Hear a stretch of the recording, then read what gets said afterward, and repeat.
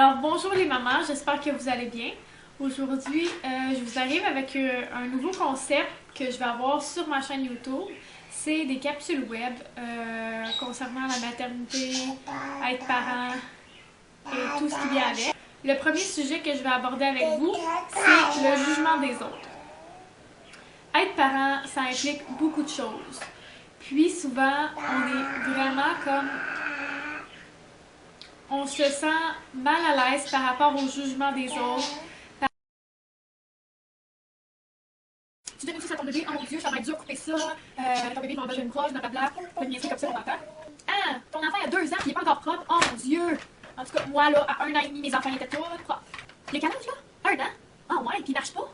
Puis il parle pas? C'est pas normal ça. Tu l'as tout le temps d'être bras, hein? Et ça là, c'est vraiment un bébé à bras, tu le laisses jamais pleurer, ça va être un bébé gâté. Il fait de quoi avec vous? Oh my god, t'es faite, t'es faite. Tu seras plus jamais capable de le mettre dans son lit. Ça va être l'enfer de le mettre dans son lit. Ton bébé pleure. Tu laisses ton bébé pleurer la nuit? Mais t'es folle ou quoi, là, ses besoins à lui? Tu laisses choisir de ne pas manger ses légumes. Ça va être un enfant difficile, il ne mange pas jamais ses légumes, tu vas voir.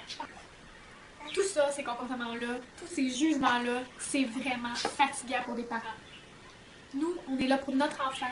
L'important, là, c'est que l'enfant soit aimé et que nous, on soit bien dans la façon qu'on l'élève. Si pour moi, c'est mieux de faire la méthode 5, 10, 15, rendue à 6, 7, 8 mois pour mon bébé, qu'il puisse faire ses nuits, ben je vois pas pourquoi que ça pourrait aller comme fatiguer les autres. C'est moi, c'est mon problème.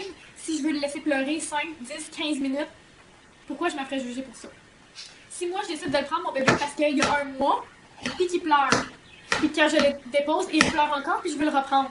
Il n'y a pas de mal à reprendre son bébé. Il ne sera pas un bébé gâté pour autant. Si ma fille à 2 ans n'est pas prête à être propre, pourquoi je la forcerais? J'ai essayé, personnellement, ça m'est arrivé. À 2 ans, ma fille n'était pas propre. J'ai essayé, jusqu'à ses 3 ans. Le jour où j'ai arrêté d'essayer, ça a pris 1 semaine qu'elle était propre. C'est pas moi qui ai décidé ça, c'est elle qui décide qu'elle est propre.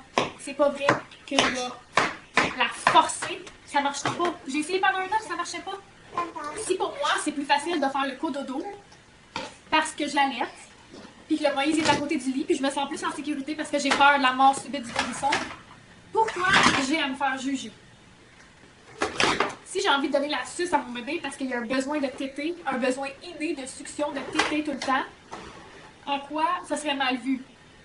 Tant qu'à ça, le bébé a une suce, ou moi, avec le bébé toujours au sein, puis que je vais folle parce que je fais rien que ça de mes journées, je pense que je préfère la suce. Bref, tout ça pour vous dire que vous ne devriez pas vous laisser atteindre par les commentaires et les jugements des autres. Si pour vous, c'est la bonne façon d'élever votre enfant, mais si vous faites des choses qui paraissent mal vues, par exemple, donner des céréales à 4 mois et demi au lieu de 6 mois, ou donner du lait de vache à 9 mois au lieu de 12, à un moment donné, il faut juste laisser aller et décider qu'est-ce qu'on garde et qu'est-ce qu'on laisse. Laisser rentrer et sortir.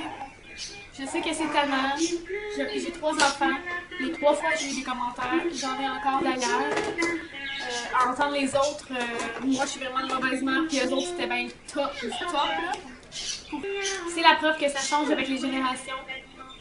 Puis que l'important, c'est vraiment d'être bien avec la façon qu'on élève son enfant. Vous n'êtes pas une mauvaise mère parce que vous donnez la suce. Vous n'êtes pas une mauvaise mère parce que vous n'arrêtez pas. Vous n'êtes pas une mauvaise mère parce que l'enfant n'est pas propre à 12 ans. Vous n'êtes pas une mauvaise mère parce que l'enfant il parle pas à 1 an. Il ne marche pas non plus.